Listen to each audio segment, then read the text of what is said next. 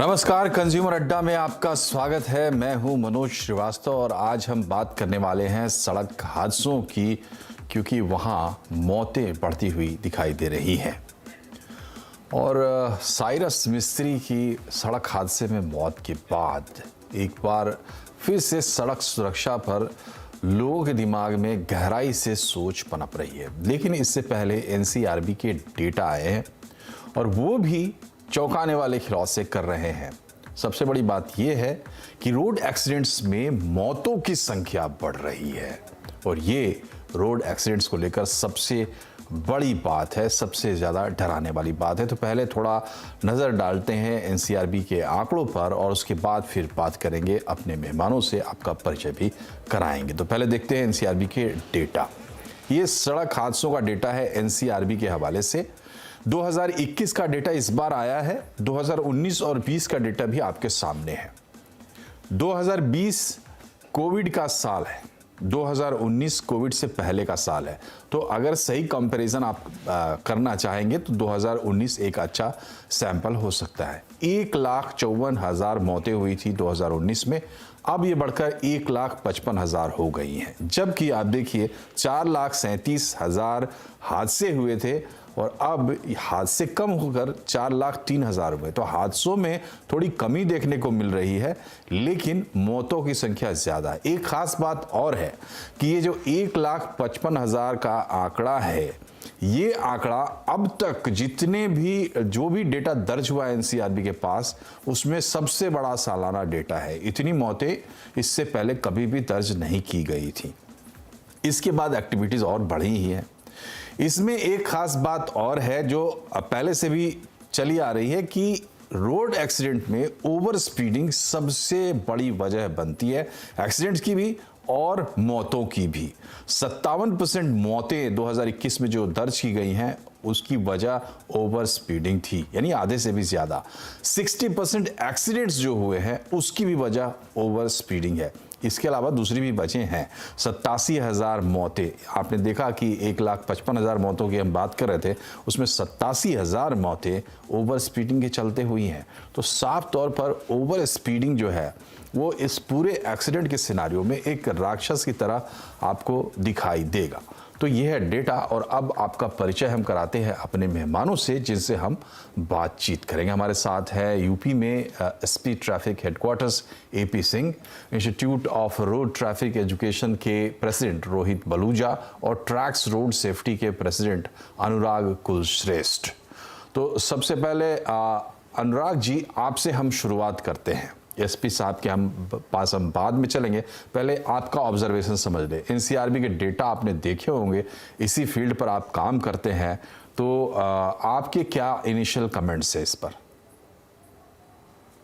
Initial comments are very simple and continue, जो पिछले 8-10 साल से रेगुलर हैं वो सेम कमेंट हैं। गवर्नमेंट की तरफ से फोकस बहुत कम है। एनफोर्समेंट का इम्प्लीमेंटेशन जहाँ पर बात आती है, we are very much poor.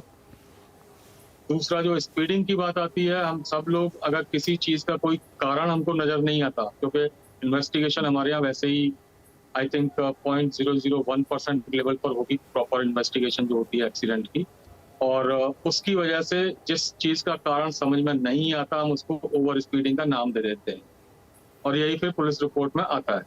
जी जी। और एक बात और बताइए कि हम कहाँ स्टैंड करते हैं अगर हम कंपेयर करें पीयर ग्रुप से, अपने जैसे दूसरे देशों से, तो हमारी स्थिति क्या बनती है रोड सेफ्टी के मामले में? सर, एक्सीडेंट वैसे तो एक बहुत कॉमन कारण है सभी जगह पर, एक फैक्टर है, बट जहां तक अपने देश की बात आती है तो वहां पर हम लोग अभी लॉ मेकिंग और लॉ इम्प्लीमेंटेशन के लेवल पर बहुत ज्यादा पिछड़े हुए हैं।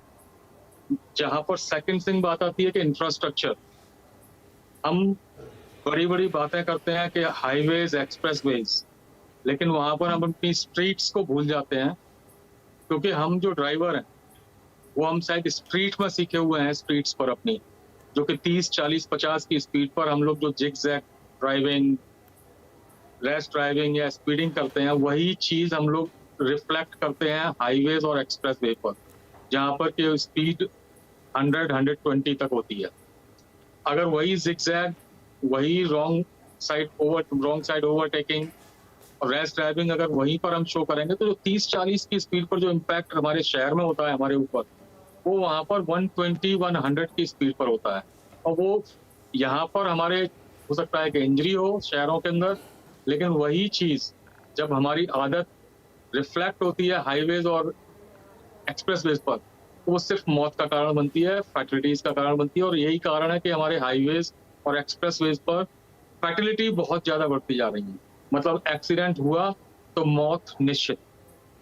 जी, और इस बार भी जो डेटा आया है उसमें सबसे ज़्यादा एक्सीडेंट्स जो दिखाई दे रहे हैं वो नेशनल हाईवेज पर दिखाई दे रहे हैं। एक्सप्रेसवेज पर कम है, नेशनल हाईवेज और उसके बाद स्टेट हाईवेज, उसके बाद अन्य जो सड़कें हैं उस पर है। स्पीडिंग हमने पहले ही बताया आपको कि सबसे बड़ी वजह इसमें उभर कर आई है। हालांकि ये सरकारी डेटा है और इसको कई तरीके से देखा जा सकता है, जैसा कि अनुराग जी भी बता रहे थे। एसपी साहब, ये बताइए कि मौतें जो दर्ज हुई हैं उनमें एक हाईलाइट ये भी है कि सबसे ज़्यादा मौतें टू व्हीलर्स पे दर्ज की गई, टू व्हीलर एक्सीडेंट्स में। तो ये आंकड़े आते हैं और जाहिर है सी बात है, आपके जैसे लोग जो जिन पोस्ट पे बैठे हैं, आपके हाथ में तो बहुत कुछ है नहीं, आप लेकिन अपना अनुभव ज़रूर बता सकते हैं कि आपको क्या लगता है जो शहर के भीतर हादसे हो रहे हैं या टू व्हीलर्स पे हादसे हो रहे हैं, उनकी वजह सबसे बड़ी क्या है इस वक्त, क्योंकि समय के साथ चीज़ें भी बदल रही हैं।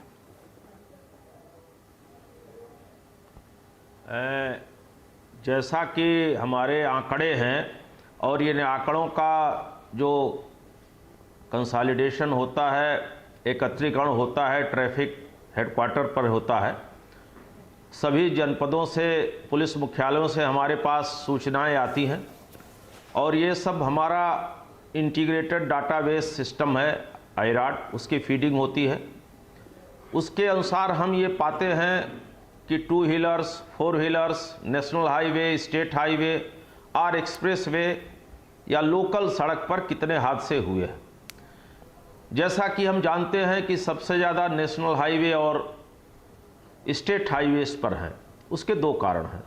पहला कि सड़कें देश के विकास के साथ अच्छी हुई हैं और गाड़ियों की गति बढ़ी है। जहाँ तक टू व्हीलर्स पर हादसों के बारे में जो हमारा अपना अनुभव रहा है, हमारे राज्य सरकार और हमारा विभाग लगातार सेफ्टी के लिए अभियान चलाता रहता है। अभी लास्ट डेज में राज्य सरकार की ओर से बृहत अभियान चलाया गया, जिसपे हम लोगों ने विशेष फोकस 3-4 चीज़ों पे किया, जिसमें पहला था सड़क सुरक्षा जीवन रक्षा, जिसमें जो टू व्हीलर्स हैं इनके लिए हम लोग कंपलसरी किए कि they always wear the helmets. न केवल चालक हो अपितु उसके पीछे का जो व्यक्ति बैठा है वो भी हेलमेट धारण करे। सिर सुरक्षित तो जीवन सुरक्षित, इस मोटो को रख के हम लोग आगे बढ़े। और जो फोर व्हीलर्स हैं, मैं एक बात बताना चाहता हूं अपने अनुभव के आधार पर और आंकड़ों के आधार पर भी, अगर सीट बेल्ट प्रॉपरली लगाई गई है तो कैजुअल्टी की संभावना बहुत कम रहेगी जी। और जो नेशनल हाईवे हैं उस पर सामान्यतः लोग स्पीड से चलते हैं। जो फोर व्हीलर्स व्हीकल्स हैं चारों तरफ से शीशे बंद होते हैं, अंदर AC चला लेते हैं। तो जैसा कि हमारे अभी पूर्व वक्ता ने कहा कि गति शहर में 40 है, बाहर 80 रखें। जो हमारे नेशनल हाईवे एक्सप्रेसवे पे आपने बताया कम है, उसके पीछे दो कारण हैं। एक तो वहाँ हमारी कुछ डिवाइसेस हैं, डिजिटल डिवाइसेस हैं जो रेगुलेट करती हैं, और दूसरे यह है कि उस पर चलने वाले थोड़े कॉन्शियस और अलर्ट लोग हैं। तीसरे उनकी संख्या भी कम है। अभी number of expressways in terms of kilometer is very less in comparison to national highway और स्टेट हाईवे। तो जो सबसे बड़ी चीज है इस फील्ड में जी, हमको 4E पर फोकस करना होगा, जिसमें फर्स्ट पार्ट है रोड इंजीनियरिंग, जिसमें कल्वर्ट्स हो, डिवाइडर्स हो, ओवरफ्लोज हो। जो फुटपाथ है, जो मोटरसाइकिल पाथ है, इसको हमको थोड़ा सा अलग अलग करना पड़ेगा। और उसके साथ एजुकेशन एंड अवेयरनेस। और अगर इन दो चीज़ों पर हम पूरा फोकस कर लें, लोगों को जागरूक करें। हमारे पिछले दिनों हमारी राज्य सरकार के द्वारा एक बृहत अभियान चलाया गया जिसमें लगातार एक सप्ताह तक केवल अवेयरनेस का प्रोग्राम था। तो अगर हम लोगों को थोड़ा एजुकेट करें, अवेयर करें, कॉन्शियस करें, गति पे नियंत्रण रखें, तो हम दुर्घटनाओं को निश्चित तौर पे कम करेंगे। जी बलूचा साहब, ये बताइए कि बेसिकली जो प्रॉब्लम लोग हाईलाइट करते हैं वो करते हैं ट्रैफिक सेंस को लेकर, ट्रैफिक एजुकेशन को लेकर। क्या इसमें हम कहीं पिछड़ रहे हैं? क्योंकि देखिए सरकार नियम कानून बनाएगी या बनाती है, लेकिन आप उसका पालन करेंगे तभी उसका फायदा मिलेगा। उसको ब्रेक करेंगे तो फायदा। ट्रैफिक सेंस जो लोगों में होता है, ना सिर्फ टाउन में, अब हाईवेज में भी आपको उसकी जरूरत पड़ती है। क्या हम उसमें कहीं पिछड़ रहे हैं? ये एक एब्स्ट्रैक्ट सोचना है कि हम पब्लिक को ही हर वक्त कहते हैं कि साहब पब्लिक की सेंस खराब है। अगर आज एक भारतीय जाके जर्मनी में गाड़ी चलाता है तो जैसे जर्मन चलाते हैं वैसे ही चलाएगा वो जी। लेकिन बाहर के लोग जब हमारे यहाँ आके चलाते हैं तो वैसे ही चलाते हैं जैसे हम लोग चलाते हैं जी।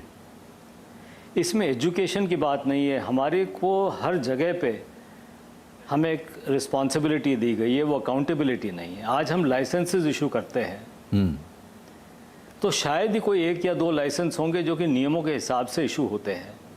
लाइसेंस हमें मिल जाते हैं बगैर हमें नियमों को जाने बगैर। हमारे 40 रेगुलेशंस हैं motor vehicle act, motor vehicles के। कहाँ जानते हैं लोग? हमारी जो ट्रैफिक इंजीनियरिंग है हमारी, आप आज अभी जिक्र कर रहे थे स्पीड्स की, आप कहते हैं ओवर स्पीडिंग से लोग मरते हैं। पर ये बताइए कि आपने स्पीड के साइंस जो हैं वो जैसे लगने चाहिए साइंटिफिकली वैसे आपने लगाए हैं क्या? आपकी सड़कों पे आज 30 करोड़ गाड़ियों में 74% दो पहिया वाहन है। आज आप जाइए आपके नेशनल और स्टेट हाईवे में, बताइए कि दो पहिए का निशान कहाँ है कि उसको किस स्पीड पे चलना है।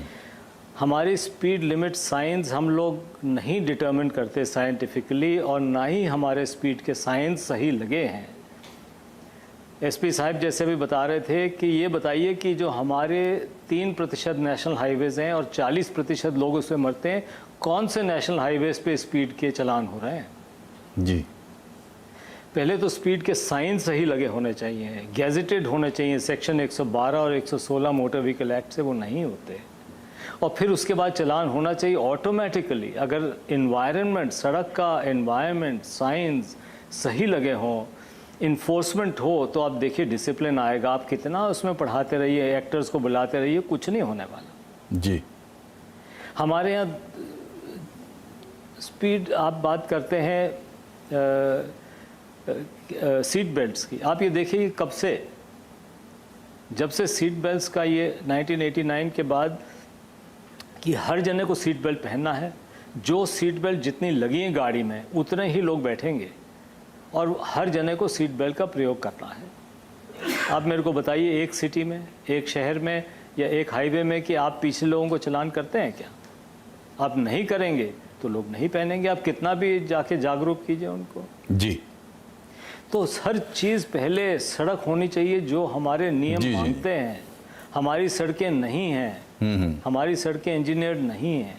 जी जी हमारे इन्फोर्समेंट कहीं नहीं है। जी इन्फोर्समेंट एक बड़ा पहलू है। और फिर जब तक जी इन्फोर्समेंट एक बड़ा पहलू है। चीज़ें नहीं होंगी तो आप देखिए। हाँ जी सॉरी अनुराग जी, जो हम बातचीत कर रहे हैं, शुरू में भी आपने कहा कि भाई अभी आंकड़े जिस तरीके से आते हैं वो एक ब्रैकेटेड तरीका है चीज़ों को एक्सप्रेस करने का कि भाई ओवर स्पीडिंग सबसे बड़ी कारण है, उसके बाद रॉन्ग ड्राइविंग कारण है और इस तरीके से। लेकिन हमें याद है कि पिछले कुछ साल पहले की बात है जब गडकरी साहब खुद ये कहा करते थे कि हमारे रोड के डिज़ाइन भी बहुत गड़बड़ हैं। तो दूसरी तरफ हम देख रहे हैं कि जो हमारे एक्सप्रेसवे का डेटा है वो ये सजेस्ट कर रहा है कि वहाँ पे एक्सीडेंट्स कम हो रहे हैं। तो क्या इसका मतलब ये है कि हम इसको मैनेज कर सकते हैं और बेटरमेंट की तरफ जा सकते हैं?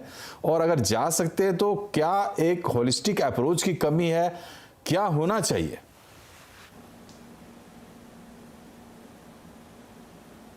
मनोज जी, आप मेरे से मुखातिब थे? जी।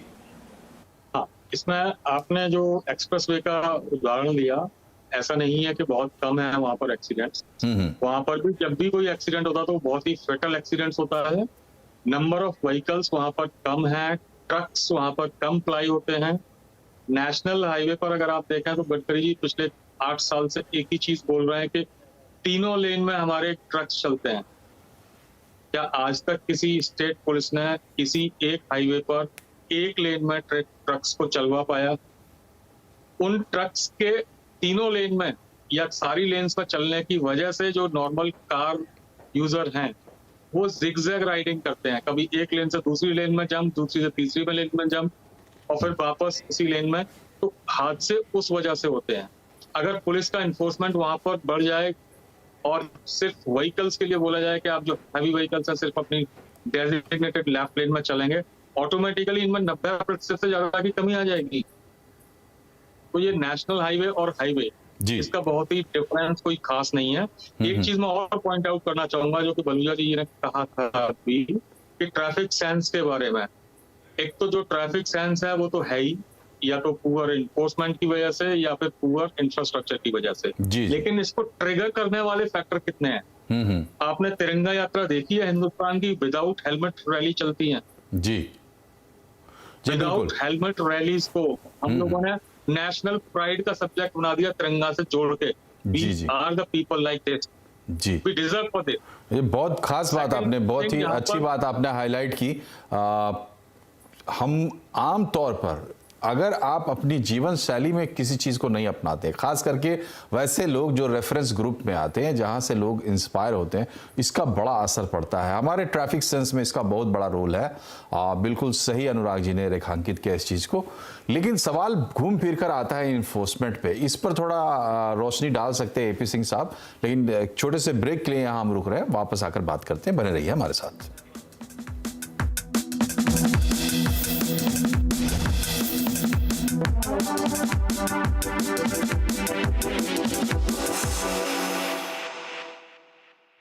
अपने घर में स्ट्रॉन्ग क्या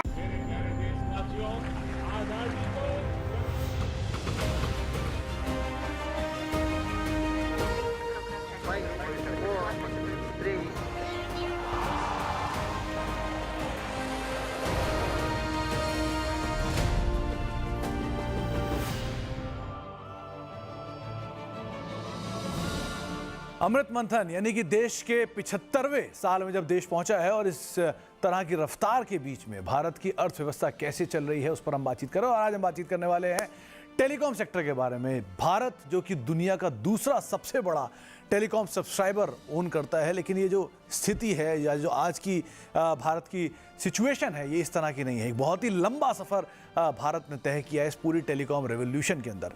तो इस सिचुएशन की शुरुआत हुई थी 1882 में, ठीक 6 साल बाद, जबकि ग्राहम बेल ने टेलीफोन को लॉन्च किया था। तो पहला सेंट्रल एक्सचेंज जो कि कलकत्ता बना था, उस समय सब्सक्राइबर महज 93 के आसपास पहुंचे थे। आते अब 1947 में, जब देश की कुल आबादी करीब 35 करोड़ थी और उसके सामने महज 0.05% यानी कि 84,000 सब्सक्राइबर उस समय पर होते थे, जो कि बहुत ही सीमित होते थे सरकारी महकमे तक।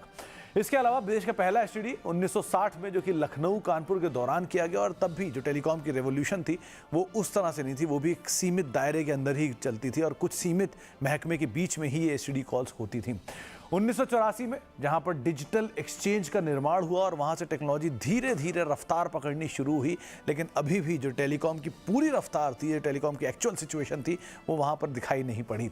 1985 में डिपार्टमेंट ऑफ टेलीकम्युनिकेशन का सेटअप हुआ और डिपार्टमेंट ऑफ टेलीकम्युनिकेशन के सेटअप होने के बाद रिफॉर्म्स के अंदर रफ्तार आनी शुरू हुई। इस सेक्टर में जो निवेश था वो आना शुरू हुआ, धीरे धीरे इंडिजिनस जो यूनिट्स थे वो बनने शुरू हुए और यहाँ से जो टेलीकॉम की नींव थी, मजबूत नींव थी, वो बननी शुरू हुई। 1986 में MTNL और VSNL की स्थापना हुई। MTNL जी हाँ, जो अभी भी लिस्टेड है, और VSNL जो आगे चलकर टाटा कम्युनिकेशन के अंदर मर्ज हो गई। तो इस तरह के बड़े सेटअप्स, बड़े ऑर्गेनाइजेशंस जो हैं वो आते हुए दिखाई पड़ी। 1989 जहाँ पे टेलीकॉम कमीशन की स्थापना हुई, तो ये तो एक तरफ एक पहलू रहा जहाँ पर टेलीकॉम सेक्टर के अंदर कुछ रिवॉल्यूशंस आते हुए दिखाई पड़े, लेकिन रिवॉल्यूशंस की जो पहला हिस्सा था वो आपने देखा। इस रिवॉल्यूशन का दूसरा हिस्सा आता है जहां से आम आदमी जुड़ा, जहां से टेलीकॉम में आज हम बात करें रोड एक्सीडेंट्स की। और अब तक जो हमने बातचीत की है उसमें कई कारण सामने आते हैं रोड एक्सीडेंट्स को लेकर, लेकिन एक बड़ी बात यहाँ पर हाईलाइट ये हो रही है कि इन्फोर्समेंट की कमी तो ज़रूर है, और इन्फोर्समेंट अगर नहीं होती है तो उसका नतीजा लोगों का लैकलस्टर और एक्सीडेंट्स, रोड में हादसे, मौतें। सिंह साहब ये बताइए कि जो इन्फोर्समेंट की बात आती है उस सामने चेहरा तो ट्रैफिक पुलिस का नज़र आता है इंसान को, लेकिन उसके पीछे पूरा एक सिस्टम काम करता है। ऐसा नहीं है कि ट्रैफिक का हवलदार जो है वो अपने आप में संपूर्ण है। इन्फोर्समेंट में प्रॉब्लम क्या है, क्यों दिक्कत आ रही है इन्फोर्समेंट को लेकर? बड़े शहरों में तो फिर भी थोड़ी मैनेजमेंट है, लेकिन उसके बाद जैसे ही आप बड़े शहर की सीमा से बाहर निकलते हैं तो कहीं कुछ दिखाई नहीं देता। जैसा कि हम सभी लोग जानते हैं कि इन्फोर्समेंट एक बहुत इम्पॉर्टेंट पहलू है, और हमारी राज्य सरकार की पुलिस, स्पेशली ट्रैफिक पुलिस, इस पे काम करती है। मैं आपके संज्ञान में और सभी लोगों के संज्ञान में लाना चाहूँगा कि पिछले दिनों हमारे यहाँ एक बहुत एग्जॉस्टिव ड्राइव चलाया गया, जिसमें न केवल ट्रैफिक पुलिस अपितु सिविल पुलिस के वरिष्ठ अधिकारी भी शामिल हुए, और इसके साथ ही साथ परिवहन विभाग, शिक्षा विभाग for awareness and education, medical for emergency trauma care, और ये सभी लोगों ने जब एक साथ काम किया तो उस पर हमको बड़े उत्साहजनक परिणाम भी मिले। हमारा वीकली सीट बेल्ट और हेलमेट का प्रोग्राम चलता है, सप्ताह में 2 दिन। हम हेडक्वार्टर से सभी जनपदों को निर्देश भेजते हैं और उसको जनपदों में वरिष्ठ पुलिस अधिकारी सुपरवाइज करते हैं। इन्फोर्समेंट के पार्ट पर जैसा आपने कहा कि शहरों में और बड़े शहरों में ज़्यादा है, छोटे शहरों में कम है। हम देखते हैं कि जो एक्सीडेंटल डेथ हैं वो सिटीज़ में कम है, बल्कि जो हाईवेज हैं, जो स्टेट हाईवेज हैं, उस पर ज़्यादा है। उस पर भी हमारा समय समय पर हम लोग अभियान चलाते हैं। जो हमारे रूल्स हैं ट्रांसपोर्ट विभाग के, उसके तहत उनके चालान, उनके सीजर की कार्रवाई होती है। एक चीज़ और हम आप सबके संज्ञान में लाएंगे, प्रदेश के 10 बड़े शहरों में ITMS चालू है। इस सिस्टम से बड़े इंटेलिजेंटली हम ट्रैफिक को रेगुलेट करते हैं, और जो लोग वायलेशन करते हैं जी उनका चालान होता है, समनिंग होती है। जी आप तो जो बता रहे हैं सिंह साहब, वो बात ठीक है, आपकी अपनी जगह बिल्कुल सही बात है कि आप लोग जो प्रयास कर रहे हैं, हर जिले में पुलिस करती है। आप मुख्यालय में बैठे हैं तो आपको ज़्यादा आइडिया होगा, लेकिन हमारा सवाल ये था कि कमी कहाँ है, दिक्कत क्या है, इन्फोर्समेंट को और बढ़ाया कैसे जाए। बलूजा साहब ये बताइए कि पूरी तस्वीर जब हम यहाँ देखिए, हम आधे घंटे का प्रोग्राम करने बैठे हैं यहाँ, तो कोई हम बहुत बड़ा नतीजा निकाल नहीं सकते। काफ़ी एक्सपीरियंस है आपके पास। ये बताइए कि मॉडर्न अभी जो मौजूदा स्थिति है हमारे सामने, उसमें हमें तो लगता है कि बड़ा दारोमदार आकर हमारे ऊपर ही टिक जाता है, क्योंकि सवाल जान का है। ऐसा नहीं है कि कोई दूसरी चीज़ है जो हमें लेनी है। हमारी जान जा सकती है, जान ना भी जाए तो एक्सीडेंट का शिकार होना। आपको क्या लगता है लोगों के लिए सबसे बड़ी बात अभी के सिनारियों में क्या है, अगर वो रोड पर निकलते हैं, चाहे 2 पहिया लेकर या 4 पहिया लेकर? सर, एक सबसे पहले एक मूल बात बहुत इम्पोर्टेंट है कि जब हम एक एक्सीडेंट की बात करते हैं तो एक्सीडेंट क्यों हो रहे हैं उसका डायग्नोसिस जो है ना, वो सबसे इम्पोर्टेंट चीज़ है। अगर आज हमारी बीमारी होती है तो हम पूछते हैं कि बीमार है तो बीमारी क्या है, उस बीमारी का इलाज क्या होगा। तो बीमारी सबसे पहले पैथोलॉजी होती है, डायग्नोसिस होती है। आज भारत में मोटर व्हीकल एक्सीडेंट्स के ऊपर हम ध्यान नहीं देते। शायद 1% भी एक्सीडेंट्स नहीं है जो कि साइंटिफिकली इन्वेस्टिगेट होते हैं। अगर हम इन्वेस्टिगेट ही ना करें साइंटिफिकली तो उसका रेमेडियल मेजर क्या होगा। तो आज अब जो हम सबसे आप बात कर रहे हैं, सबसे पहली चीज़ तो हम जाने कि भाई क्यों एक्सीडेंट हो रहे हैं। कारण तो बहुत सारे हैं, आप उसको लिखें तो कोई कमी नहीं है उसके अंदर।